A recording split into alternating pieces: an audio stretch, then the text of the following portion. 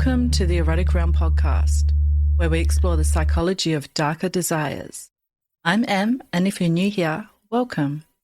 I'm a psychosexuality nerd with a background in psychology, sociology, medical science, and Tantra. I'm also in a 24/7 collared relationship, and I'm passionate about humanizing kinksters. Join me here for in-depth one-on-one conversations as we explore the fascinating world of eroticism, one erotic realm at a time. If you love what we're doing here in the erotic realm, I'd like to ask you a quick favor. Can you follow and rate the show on Spotify? It helps the show reach more people like you. And if you haven't yet, I'd love if you could subscribe to my Substack, Psychology of Desire. This is where I go even deeper into the science of symbolism, of desire, archetypes, and erotic evolution. You'll get access to articles, unique surveys and research, and behind-the-scenes access to everything we're building. Visit psychologyofdesire.substack.com. I'll see you there. And now for today's episode. The following conversation invites you into the shifting edges of power, play, and devotion with Valkyrie, a woman who began as a professional Dom and later discovered an unexpected home in submission. We talk about why someone might swap the whip for the collar, how degradation and ABDL can be practice, not pathology, and what it feels like to be seen, broken open, and cared for inside play. If you're curious about regression, Petplay, or the deeper meaning behind degradation scenes, this one will challenge assumptions and expand your map. Enjoy. Before we get started, I have a quick idea to run by everyone. I'm thinking of starting up speed dating for kinksters online. I would love to help people find their kinky partner. And at the moment, I'm just gauging interest and seeing how many people would be keen for kinky speed dating. So if this is something that interests you, I'll put a link in the episode description for a form that you can fill out to show your interest. I collect a little bit of information about you and what you're looking for. And once I receive enough interest, I will let you know next steps. It's really exciting. I'd love to help you find your kinky partner if that's what you're looking for. Now back to the show. Hi everyone, and welcome to the Erotic Realm podcast. Today I am very happy to have with me Valkyrie. Welcome, Valkyrie. Hi, thanks for having me on, Em. Of course, thanks for being here. So before we step into your erotic realm, we'd love to know a bit about the vanilla you. Who are you outside of kink? What hobbies or interests do you have in your vanilla life? So outside of my kink world, I'm quite a social person. So most of the time you're going to find me in a pub with a wine in my hand, having a dance with my friends. Cool. I'm also pretty big on nature. I love getting out and exploring. So waterfalls, mountains, beaches, forests, they soothe my witchy little heart. Mm-hmm. I'm also really, really big on community and community service. So I'm an active duty volunteer firefighter with the Rural Fire Service and have been for about 5 years now, on the back of about 10 years with the SES. So right now, fire season, I'm usually particularly busy. And beyond that, if it's raining outside and nothing's on fire, I can usually be found curled up on my couch with a nice book. Beautiful. Thank you for looking after the forest. It's so important. It is. It's interesting looking at it from a conservation perspective as well as a risk management perspective, because they're two very, very diametrically opposed items. Amazing. So now we'd like to dive into your erotic realm. Who are you when it comes to your eroticism? What labels would you say best explain your sexuality and why? So for my sexuality, I view bisexual as my sexuality, although I think that I would more likely be pansexual, as for me it's very conditional on the person, as opposed to the gender. I've just sat with bisexual because that's sort of how I've identified since I was about 19 years old. And honestly, I'm just too lazy to update it everywhere. So I kind of just sit with bisexual, when in reality, I'm probably pansexual. Within the kink world, I would primarily say that I identify as a pleasure sub. I play host to a very, very, very wide range of kinks that typically, if I'm playing with a new dominant or if I find a play partner, I'm more than happy to sort of fill in where their kinks lie, and usually I tend to find my play partners based off what I'm vibing with in any particular moment. Mm-hmm. Cool. So can you take us back to the beginning of this kink journey? How did you end up being introduced to BDSM and the kink community? It's actually a funny story. So Cool. probably about 6 or 7 years ago now, I was going to uni to study to be a paramedic.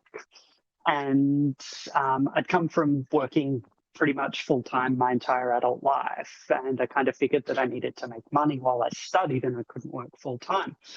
So that led me to thinking of some out-of-the-box ways to earn money. And the idea that I came up with was I'm going to become a professional dominatrix. Okay. I knew nothing about kink or anything at this point. So I thought, how hard is it? I'll just hit some men with things and be mean to them and I'll get paid for it. Mm-hmm. And that worked out well to begin with. So I was a practicing dominatrix for, I think, maybe 6 months or so, right up until the lead up of COVID. And then circumstances changed, life changed. I ended up moving up to Brisbane. And when I got up to Brisbane, I met an actual dominatrix who pretty much saw straight through me and the fact that I wasn't a dominatrix. And within probably about an hour, she had me kneeling in front of her, which kind of opened my mind to my submissive side. And since that day, I haven't looked back. And I've spent, the last probably 5 to 6 years just getting as much experience in the submissive side of my kink and my kink identity as I can. I've been fortunate to have a couple of really strong play partners through that time that have really taught me a lot, and I've taught them as well.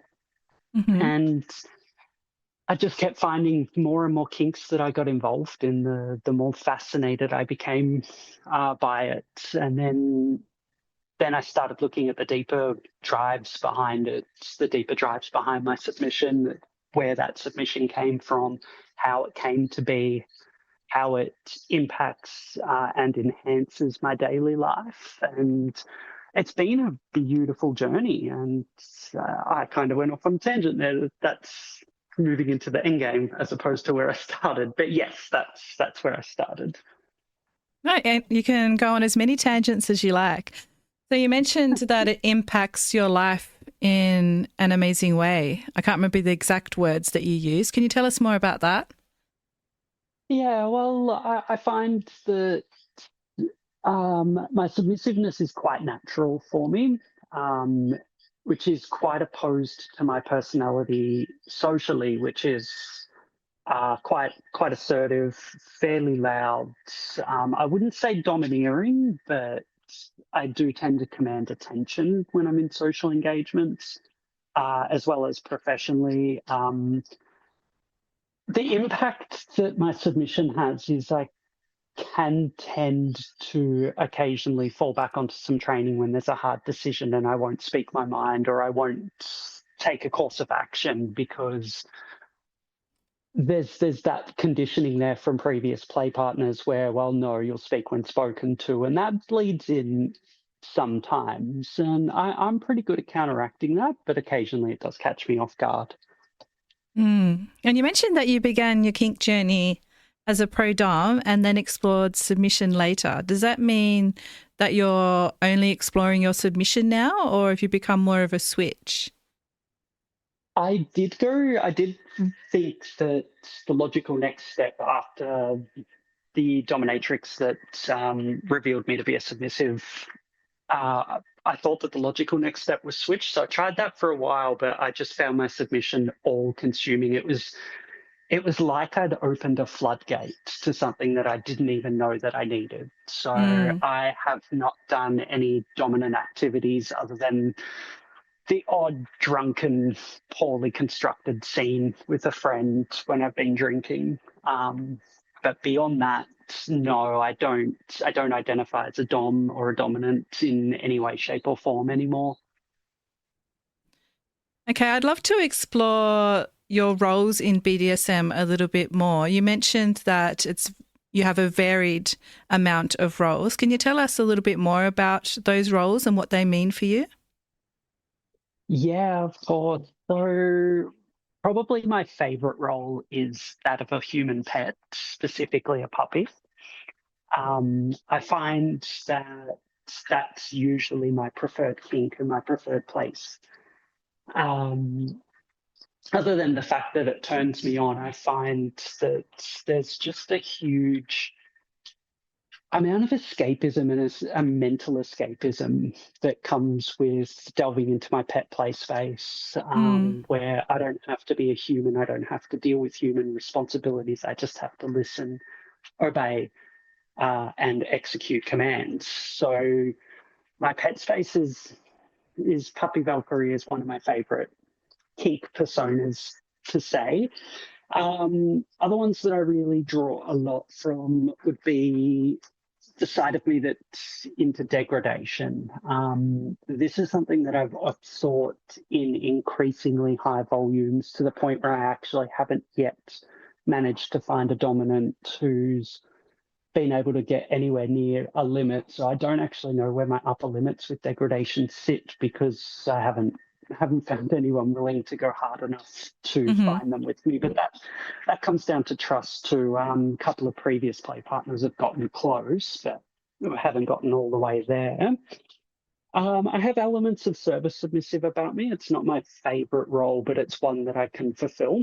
Um, I like attention a little bit too much to be kind of just sat there holding a glass or being a footstool. Like that's something I'm okay with for 5 or 10 minutes, but I'm going to get bored of that pretty quickly. But if that's what the dominant that I'm playing with wants, that's something I can absolutely accommodate. I have some sort of interest in the more obscure, like interrogation, wrestling kinks, prisoner kinks. I don't so much go for like the stereotypical kind of nurse role play and cheerleader role play. It's fun to do the costumes and things, but I don't get a lot out of that. And I guess the other one that is pretty big with me is my little side, my ABDL side. And that's typically a space that I'll visit when I'm feeling particularly vulnerable or overwhelmed. Um, One, because I don't really require another person to act on this kink, whereas pet play kind of looks a little bit weird if someone's looking through the window and I'm crawling around drinking from a bowl in my house alone. Um, I guess probably if they look through the window and saw ABDL stuff happening, it'd be the same outcome, Mm-hmm. but it's not something I require the participation of another. And so ABDL for me can be quite a private thing. But it's also something that I can freely and do freely do with play partners. Okay, I'd love to break this down a little bit more. So let's chat more about pet play. What is the psychological driver for you in pet play? Is it the sense of freedom that you receive from no longer being in your human self? I think it's the sense of freedom and the sense of escapism. So there's that mental escape that I referenced earlier. I think Mm. that a large part of my enjoyment of pet play is that I escape. I escape my mind. I escape my responsibilities. It's me just being purely obedient, and the satisfaction I get when I get called a good dog or I get a pat is unparalleled to anything else that I've felt in kink world. Mm. My former handler would be able to testify to it, of the way my face would light up when I get told I'm a good dog after I've done a trick or I've done something good. to me, that serotonin release is just unbelievable. Mm, So there's partially sort of that identity play there, where we'd actually done a lot of training um, on sort of subconsciously implanting those ideas that, well, no, humans sit at the table. I'm not a human. I'm a dog, so I don't get to sit at the table. And that's where I was saying before, where those thoughts would sort of impact me in other mm, elements of my life, because I'd have sort of those thoughts cut in when I was sort of at a dinner with a friend or something of, you should be on the floor right now. Why are you sitting at a table? But yeah, I would say primarily the psychological driver behind it for me is the escapism of everyday life. mm. Does it also allow you to be more present in the moment, almost like a meditative state? I don't quite get the meditative state with Mm, pet play. I can definitely sort of separate my mind and my thought processes and put whatever mental load I'm carrying at that particular time away for a scene in pet play. I have played with almost meditative subspace meditative states, but usually I utilize that for impact play. right. So another tradition on the podcast is exploring a research article with you. And for today, I found a fascinating study titled Sadomasochistically Oriented Behaviour, Diversity in Practice and Meaning. So in this study, they looked at people who engaged in BDSM and found a huge diversity of practices and meanings.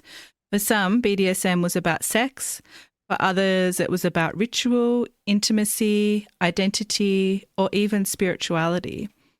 So I'm curious to hear from you after exploring how BDSM can be so many different things. Where do your own practices fall along that spectrum? Would you say it's sexual, spiritual, intimate, playful, a combination? It's definitely a combination, and the one that jumped out to me first would be intimate. Mm, So a lot of my kink drive is intimacy driven. I like, I'm not one for sort of group plays and big public scenes and things like that. I'm very much a one-on-one kind of girl. So intimacy is definitely probably the biggest part of my kink journey, and sex is a byproduct of the intimacy mm-hmm, for me. Um, I also liked the playful. So I'm very, very playful whenever I'm in any form of my subspace, whether I'm being bratty, whether I'm being super obedient, whether I'm a puppy, a little, a degradee, whether I'm getting the living daylight smacked out of me. Um, there's always a playful element to me in my kink. And I guess that comes from, if I'm engaging in that play with someone, I feel comfortable with them, I feel safe with them. Therefore, I'm more confident in letting out that playful side. mm, mm. One theme in the research was that people often eroticize what's usually seen as non-erotic, like pain, obedience, or even vulnerability. Do you see that happening much in your own submission, especially in degradation or regression play? Ooh, it's contrasting, isn't it? That's a really good question. I think that the common denominator with the kinks that I get the most out of are they are ways that I would not allow myself to be treated under normal circumstances. So Mm, out in public, as I said, I command a presence and I don't tolerate being disrespected. So degradation in vanilla world, or when I'm not in a space for degradation particularly, is going to lead to a pretty nasty outcome, because I'm going to get quite angry if someone treats me like that. But in that time boxed consensual space, I can't get enough of degradation. So I think that there is, for me, I think that all of the kinks that I'm into are things that I probably grew up being told, this is wrong, this is not something mm, that humans should like, or this is not something that you should be engaging in. And I'm a woman, I just like things that are weird. So when I saw pet play for the first time, I'm like, I love that. That seems like an absolute concept. And the first time I ever witnessed degradation was in a public scene at a kink club, and witnessing a woman being verbally degraded, and that was a little bit confronting. And then I'm like, well, hang on, that's turning me on. I'm like, why is that turning me on? And I'm like, well, I kind of want to be talked to like that. So that kind of led to that driver with that. And then ABDL, that one's kind of self-explanatory. And it was all just micro movements. I'm like, well, first I tried pacifiers and I loved it. And then I tried diapers and I loved that. Then I tried regressing myself in age and like having a little tea party with some stuffed animals, and I loved that. So it all kind of just flowed on from, I guess, minor experimentation to seeking it in higher and higher volumes, I guess, because I like the weirdness of it. Mm-hmm. Mm-hmm. Yeah, it sounds like you really love taboo and weirdness. It's amazing. I really do. I wanted to ask you about degradation. So I'm always curious about this one. What's the difference for you between words that sting and words that open you up erotically? Is there a line between humiliation and liberation for you, or are they one and the same?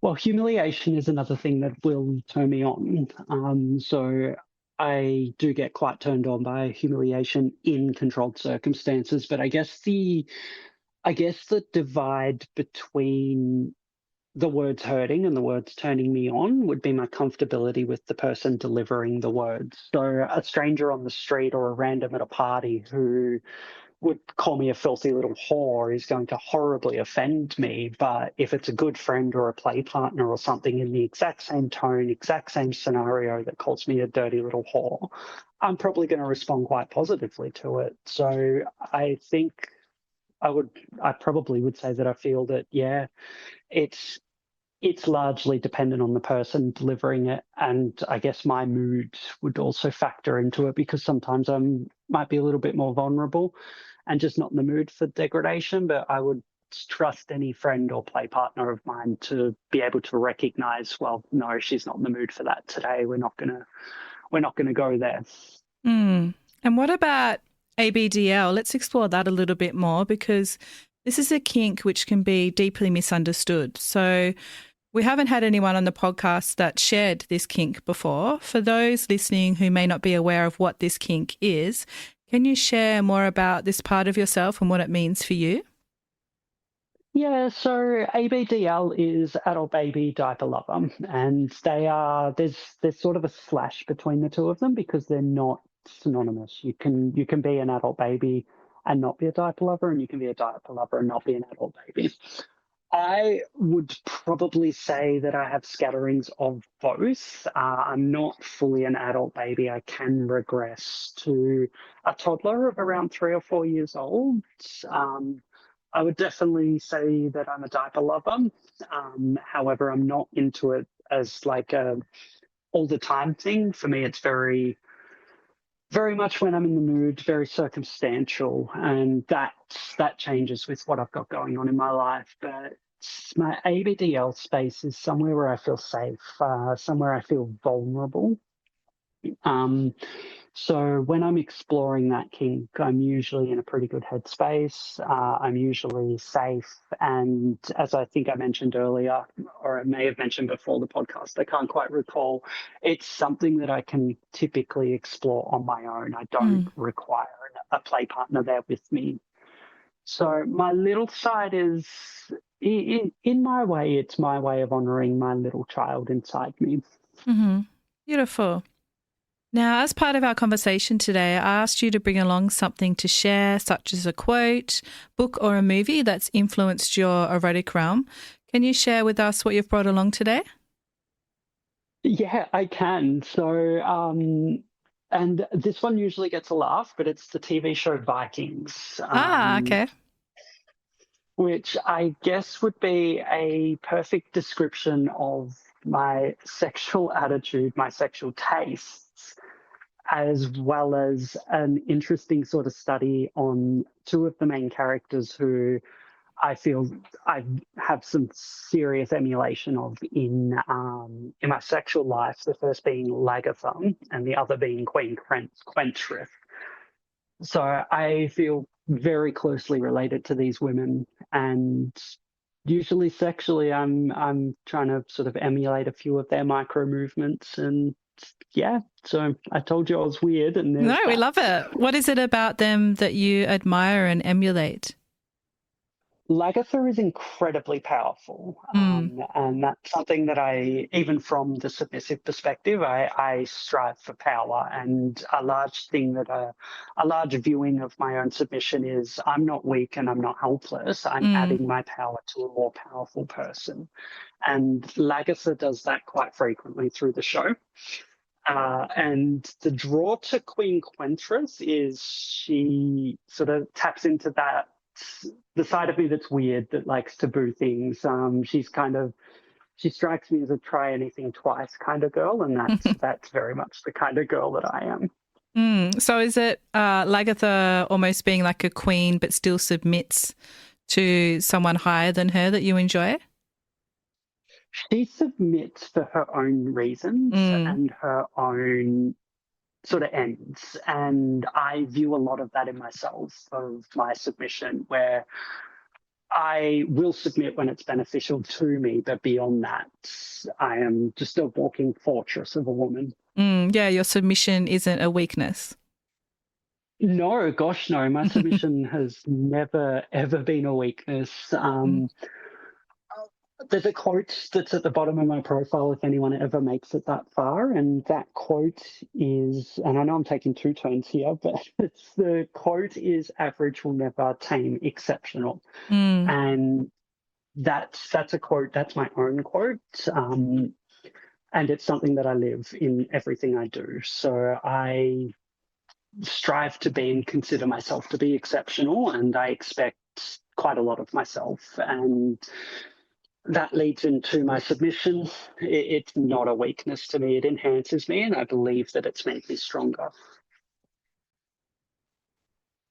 So I'd love to explore more about your submissive self. What fears or shadows has submission forced you to face, and what has it healed in you? Ooh, that's a really good question.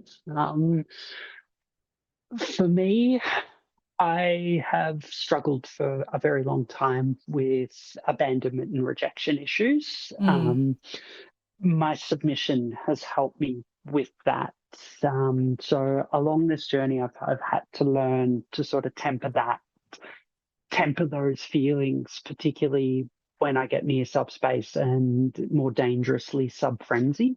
Um, so I found that early on, and even into some of my later dynamics and relationships in some degree, I would find that I would get overly attached, and I'd be constantly needing to juggle that back and step it back and just basically give myself that chill out talk. I've found that tying that to my submission has been probably the most effective way, because I've sort of had a roundabout turn of thinking in my mind of going, well, I am valuable as a submissive. I've been told that I'm valuable as a submissive. So there's nothing for me to be worrying about here. And that's not always the case. Sometimes there's genuine cause for worry, and sometimes there's genuine fear. But my submissions really taught me the benefit of patience, of kind of sitting back and looking at something and going, okay, well, this is the way I'm perceiving this right now. It doesn't mean it's the reality of it. And I believe that sort of my personality leads me to approach things head on, where out in vanilla world or in my real life, I would hit something head on and I'd be like, okay, well, I'm perceiving this issue. What do you think about that? Whereas my submission sort of has me sit back and go, okay, I might just watch how this plays out and unfolds a little bit more before I react. So I feel that my submission is really a bonus to my overall personality on that front, because it just gives me that moment's pause before I act on something. And I think that is probably the biggest thing that I've learned in my submissive journey. Beautiful. Thanks for sharing. You mentioned that you've submitted to both masters and mistresses. Have you noticed that different genders bring out different aspects of your submission, or that they have a different style of domination in general? Definitely a different style of domination. It's obviously not broadly applied because everyone is somewhere along the spectrum. Mm. But I find that male dominants tend to be very, very physically driven, and very good at it. So, like, they'll pick me up, throw me around a room, get into some of that more CNC sort of primal stuff. Whereas I've found with female dominance, it's more of a mental game, and I really, really enjoy mental games. So I tend to get a bit more out of a female dominant than I do out of a male, because I find that women are just intuitively better at the mental component as opposed to the physicality component. As far as it bringing out traits in me, I find I'm a lot more obedient for women than I am for men. With men, I'll tend to brat a little bit, and I'll tease, and I'll push back a little bit more. But whereas when I'm playing with a female dominant, I will tend to be quite obedient, unless she's directly requested that I exhibit some brattiness. I will tend to be exceptionally obedient for female doms. So there's absolutely contrasts between the two, but I guess preference-wise, I really wouldn't have a preference. Sometimes I'm in the mood to play with a woman. Sometimes I'm in the mood to play with a man. I find that it comes and goes in phases. Like, some points I can't get enough of guys. Other times I can't get enough of women, and it just kind of comes and goes like that. And I haven't really identified any drivers in myself on where that craving sits. But then again, I could be in the middle of a very, very large woman-only spell where all I want to do is play with women and have sex with women, but then I meet a guy that intrigues my mind and attracts my body, and I'll follow that. I typically will follow my feelings whenever they come up. I'm curious to hear if you're happy to share. Where are you at right now? What are you seeking?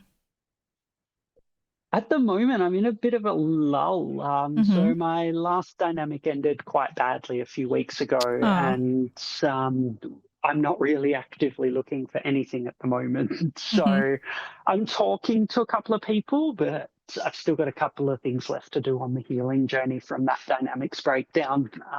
So I would say probably at the moment I'm more attracted to men, but as I said, it's super fleeting, and it's hard to gauge when I'm not actively pursuing anything, because I'm not getting on the apps, or I'm not on FetLife looking at going, okay, well, this is what I want to find tonight. I'm kind of not doing any of those things at the moment. Well, yeah, it's really good to take that time, especially if it ended badly for your last dynamic. So, yeah, it's important to share that. So thanks for sharing that for everyone to hear. Now, another tradition on the podcast is asking you a question sourced from one of the listeners of the podcast. And today's question is about ABDL play. And I'm sure it's one of the most controversial aspects of the play. It is a bit of a dark question. So I hope you're okay with that. But I think it's important to ask, as I imagine a lot of people who haven't explored ABDL play may have this question in mind. So the listener asked, does someone into ABDL play mean that they are also into pedophilia? Yeah, that is a dark question. And the immediate answer is absolutely not. There can absolutely be instances where someone who is a pedophile is into ABDL, but I think that the two kind of cancel each other out, because pedophilia outlines an attraction to children, and ABDL is adults. For all intents and purposes, cosplaying as children, it takes out that driving factor for what a pedophile's looking for. So I think that beyond that, the main difference is the consent. So consenting adults can consent to being babyfied, being humiliated for wearing a diaper. It goes into elements of incontinence, where that's not sort of a kink thing. That's an actual thing. You wouldn't call someone who's medically dependent on a diaper a pedophile. Mm-hmm. So I don't think that it's much of a leap to not call someone who recreationally wears diapers a pedophile. So for me, based on pretty much those two reasons, I don't see that comparison. I can understand that someone quite inexperienced or newly exposed to it, or with pre-existing societal conditioning in their mind, would make that leap and that assumption. But it's simply not the case. I've dabbled in ABDL spaces for quite a while now, and I've never encountered anyone who I've even suspected of being a pedophile. Mm-hmm. So for me, no. No, there's no parallel between pedophilia and ABDL. Very well said, and it's such an important question to answer, so thank you for doing that. Have you ever had to personally push back against shame or stigma for the desires that you have, even in the BDSM community? No, so I've answered this one on my AMAs a few times, because it's quite a frequent one that I get, particularly around some of my less socially accepted kinks, so Petplay ABDL, but usually this question gets directed towards the ABDL. I don't feel any shame of any kind for anything that I'm into. I validate myself. I don't validate myself through the lens of others. So the things that I'm into, I own them. I own them in their entirety. It's not uncommon for me to do something pet play related or babyish around my friends. My family are well aware of a lot of the things that I get up to. Like, they don't see my fet life, but I don't take the pains that I see other people taking to hide their kinks from their everyday life. So the shame factor I've never really had to mitigate, because it simply doesn't exist. I own everything I do, and I love everything I do, and nothing's going to change that. And I validate myself. That's a great example. I'm curious, do you have any idea of why you haven't experienced shame, whereas some other people may experience shame from these desires that you have? Yeah, I have thought on that one a bit, and I haven't actually come up with a satisfactory answer, because society and everything about the way we have been brought up, and I was brought up like every other Aussie girl, in the suburbs, went to school, parents were married, polyamory wasn't a thing, transgender wasn't a thing. Some people occasionally could be gay, but that was about as far as it went. So stepping into such a diverse world as FetLife, I, by all intents and purposes, should be wildly ashamed of some of the kinks that I have. But I guess if I were to look at it sort of from a psychological aspect, I would guess that the person I am in the community and the reputation I've built for myself as a community-minded woman, a good friend, the things that I do in my life, I feel like that outweighs the little weird idiosyncrasies I have. So I guess I don't feel shame on that, because I don't think that it's enough to tip the scale for me.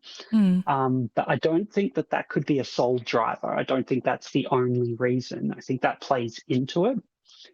But I don't know. I guess growing up, I didn't really feel shame about anything. It's just shame. If I wrong a friend, for instance, I will feel horrible shame around that. Right.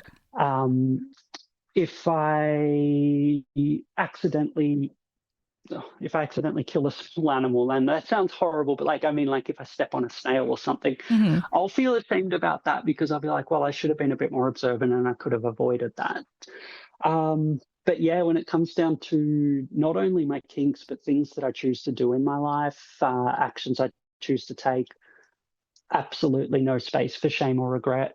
And I think I Beautiful. remember one of the AMAs I said to someone, it was, I don't know if I'm allowed to swear on here, but I'm You going are? to, but Yeah. it was, The question was along the lines of, I'm really worried about what my friends or my family are going to think if I tell them about my ABDL kink. And my response was a flat, fuck what they think.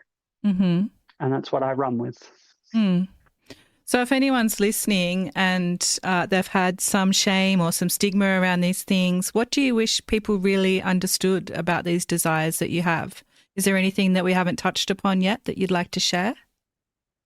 Well, I think that the desires we have are what makes us human. Our passions can drive such good in us, and I think that repressing your desires leads you to not being the most healthy person. I believe that if you stunt what you're desiring in some way, shape, or form, it's going to find another way to outlet itself from you, and that might not be as positive as literally just wearing the diaper or being put on a leash and taken for a walk. Like, I would rather do these things and be viewed as somewhat eccentric or weird as opposed to not doing these things and being quite an aggressive person because I feel so pent up that I can't explore these things that I want to do and try. So my recommendation to everyone is, if it feels right for you, if it's safe, if it's sane, if it's consensual, if it's legal, and if it's,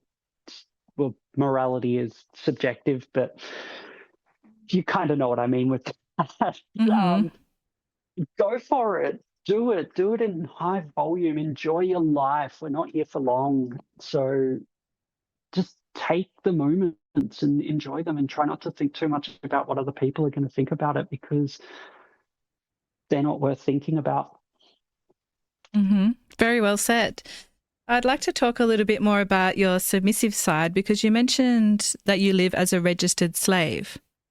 Yes. What does this mean? We haven't had a registered slave on the podcast yet. And what has living as a registered slave taught you about things like surrender and accountability? So I was a registered slave to one of my former owners. Mm-hmm. Slavery, I think the big difference between a submissive and a slave is a submissive has a choice. A submissive can say no. A submissive can throw that red safe word and stop a scene immediately, whereas a slave surrenders those rights. Slave is for all intents and purposes owned by their master. So I registered as a slave, I think, around the end of 2021.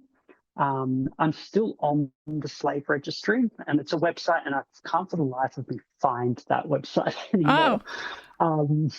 Yeah, I lost it. I had the link saved in my emails forever, but my emails crashed and I lost it. oh no. But after my dynamic ended, I switched it to unowned slave. So I'm still registered as an unowned slave. I have a slave number. When I had my former owner, I had a certificate for him. And I think that there's a thing that I got taught by another dominant a few years ago, and it was the submissive's prime directive. And I think that that can apply to both the submissive and a slave, because the first rule is to look after the property. And even when you're not owned, I find that holding myself to a standard of ownership of what I would expect myself to present and to be like if I were to be owned by the person of my dreams, that's the standard I set and maintain for myself. And my slave registration is something that plays into that, because it's something that I can offer as a submissive, and I'm not silly enough to move directly into a slave dynamic with someone that I've just met. Mm-hmm. I believe that it's something that you need to build up to do properly to be in line with RAC. And safe, sane, consensual, you would need to have some significant trust, which I did in this play partner, to explore slavery. So anyone that I play with in the near future is only going to get submissive me, but with enough trust, enough interest, enough creativity being shown to me by the dominant, and enough respect between us, slavery is definitely something that would be an option in the future. Mm. So why register as a slave? Did that make it a more real experience for you? It definitely made it a bit more real. It was more of a sinking deeper into the kink. So I referenced earlier, I like to do things in high volume. And I do have a real fondness for taking things to extremes. So me and my handler in my previous puppy handler dynamic were exploring the options around safely having me microchipped so that we could register me. We never found a way to do that ethically, so it didn't happen. But I prefer to take things to the extreme. Like if I'm going to play in pet play, I want to be as close to a dog as possible. If I'm going to play in ABDL space, I want to be as close to a baby as possible. And so when it came to, I was in a 24/7 total power exchange, submissive dominant dynamic. The next logical step for that was slavery. And the registering myself as a slave was a way of pushing myself deeper into the kink. Okay. So with that in mind, I'm so curious to hear from you about a peak erotic experience that you've had. What comes to mind when I ask you this question? And can you share with us about that experience? Oh, gosh.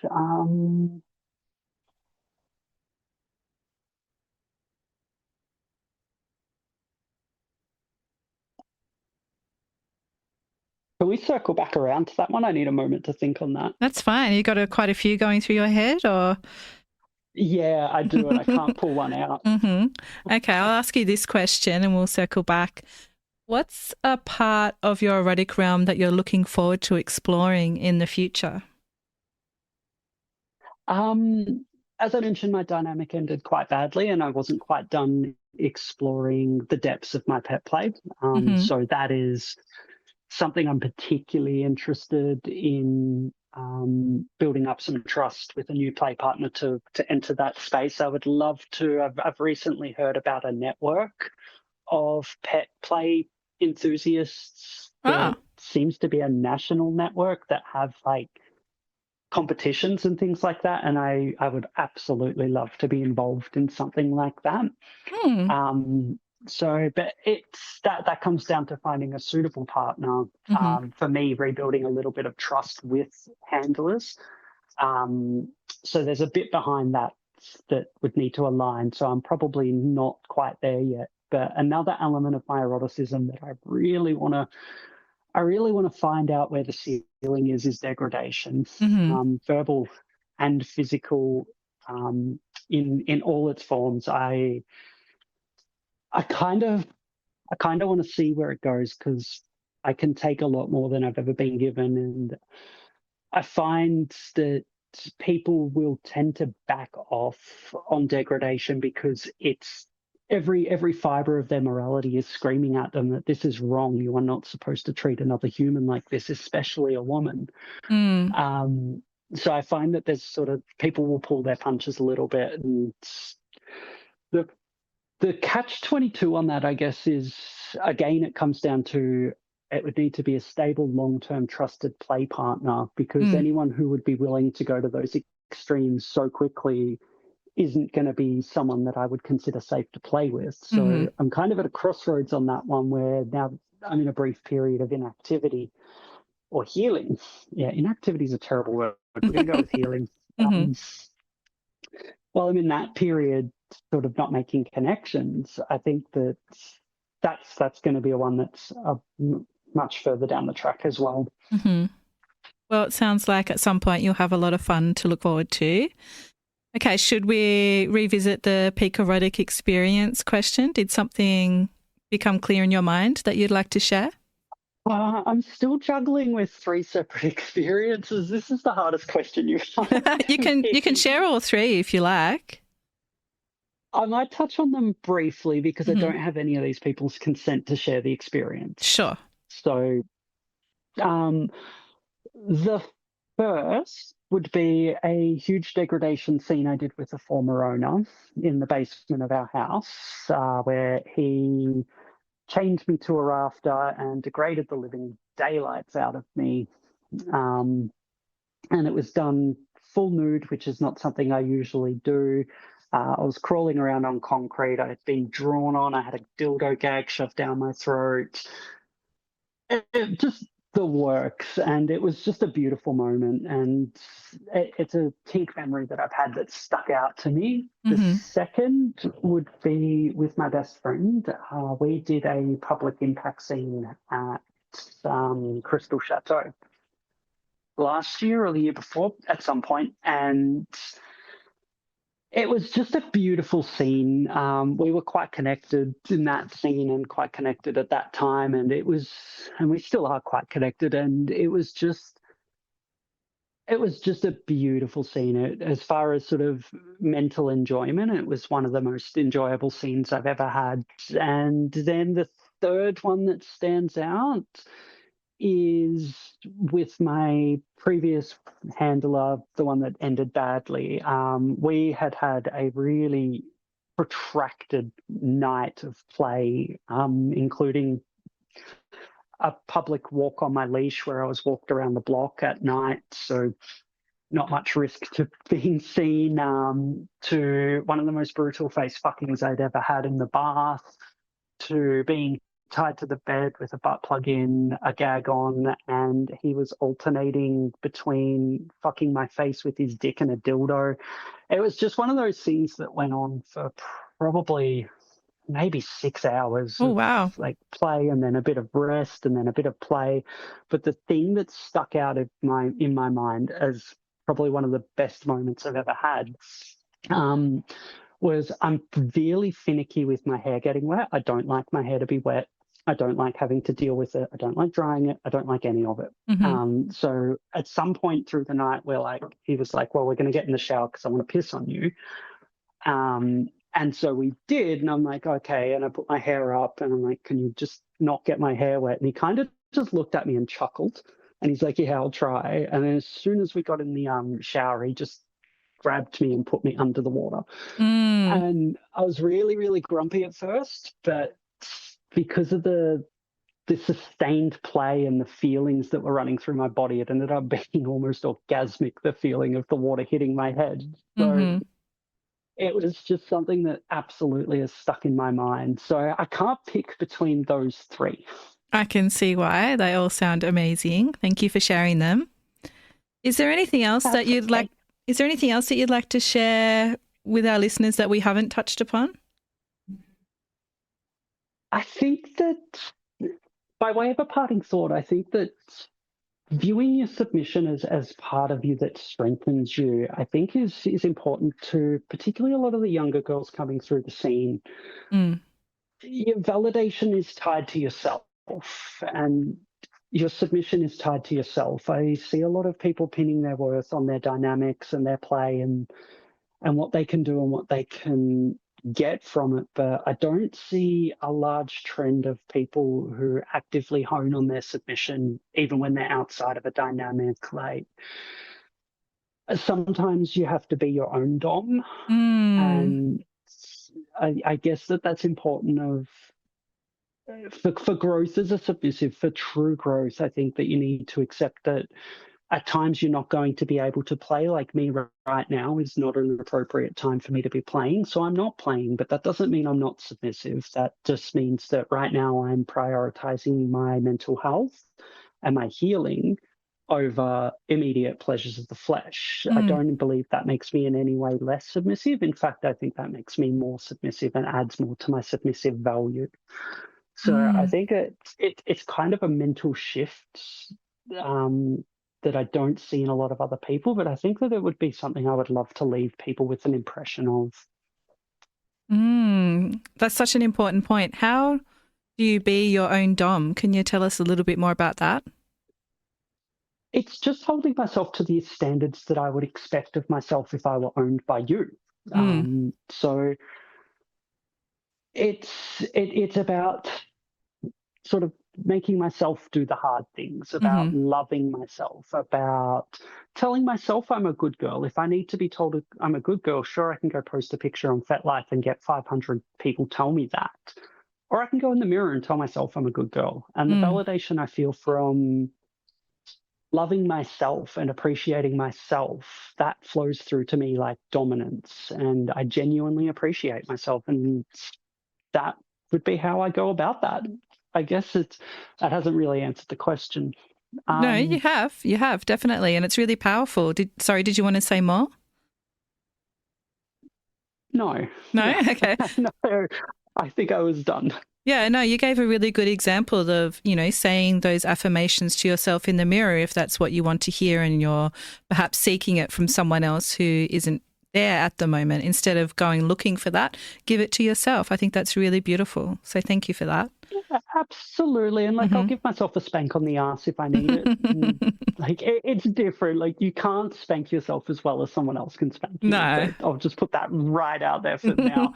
And if I took myself for a walk on a leash, that's probably going to look weirder than someone walking me on a leash, to be perfectly honest. But so there's kind of limitations on how I dom myself, and but for me, doming myself is very much, it's more about the mental. It's more about keeping myself mentally strong, mentally sharp, and just keeping myself there. As I said earlier, the prime directive: look after the property. And I am the property, whether I'm owned or not.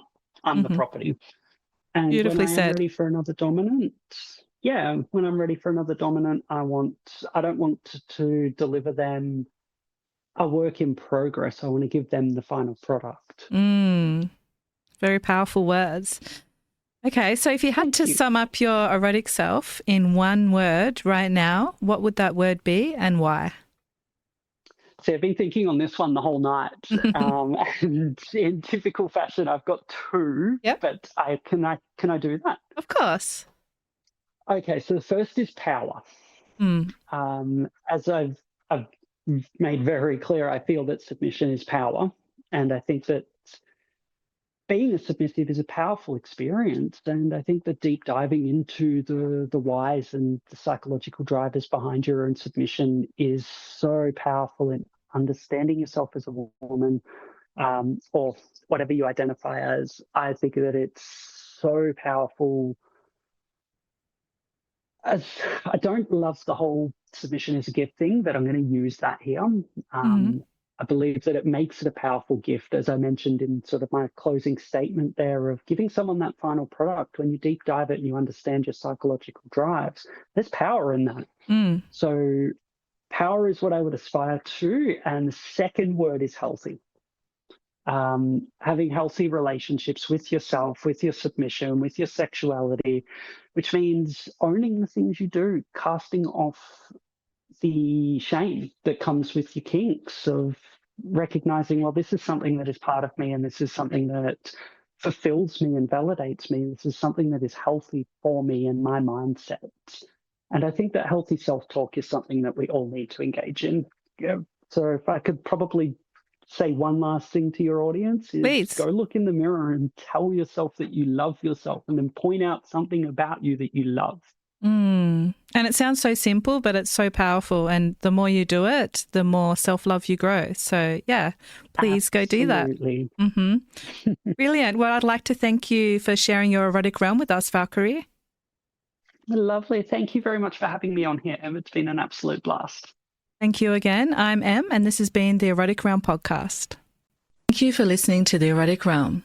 If this episode stirred something in you, please take a moment to follow the show, leave a rating, or write a review on Spotify or Apple Podcasts. It helps more people find the show and brings visibility to this deeper conversation about eroticism and self-understanding. I'd also like to invite you to dive deeper into the psychology of desire, including my writing, research, and upcoming courses over at psychologyofdesire.com. And if you want the full experience, join thousands of curious minds on my Substack at psychologyofdesire.substack.com, where I release the Psychology of Desire case files, behind-the-scene thoughts, and intimate reflections every week, plus more. Until next time, stay curious, stay embodied, and keep exploring. Also, as always, stay perverted.